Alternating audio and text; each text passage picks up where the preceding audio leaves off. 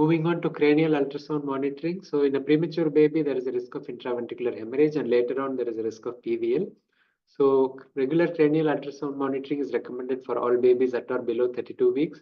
And for more mature babies with severe IUGR, if there are neurologic concerns for any reason or a complicated course, you would do cranial ultrasound as well.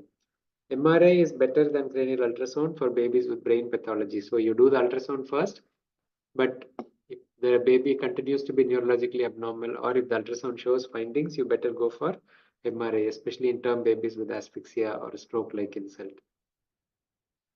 In majority of the babies, we avoid the scan nowadays the first 3 days and do by first 3 to 5 days. And later you repeat depending on the findings. So in a 32-weeker, you may just repeat one scan and discharge. In a more premature baby, you continue checking every few days. If there was an IVH of grade 1 to 4, if it's an IVH of grade 3 to 4, you would repeat it more quickly to monitor the progress. And some of these babies get obstructive hydrocephalus. So we need to monitor the scans 1 to 2 weekly according to the nature of the problem. The late changes you find on the scan is cystic PVL.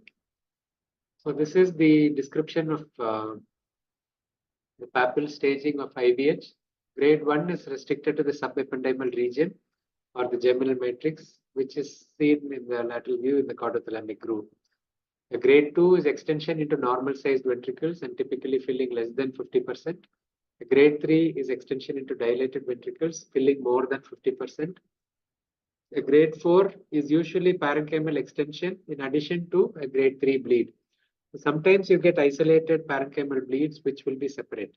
But a grade 4 IVH needs bleeding into the ventricles with dilatation as well as periventricular hemorrhagic infarction, which is basically the dilated ventricles obstructing the venous return from the cortex, and there is periventricular hemorrhagic infarction of the brain tissue. So that becomes a wedge-shaped infarct, and that looks like a bright echogenic mass. Most of these babies, the PVHL heals by cyst formation. So it becomes a large cystic porencephalic cyst.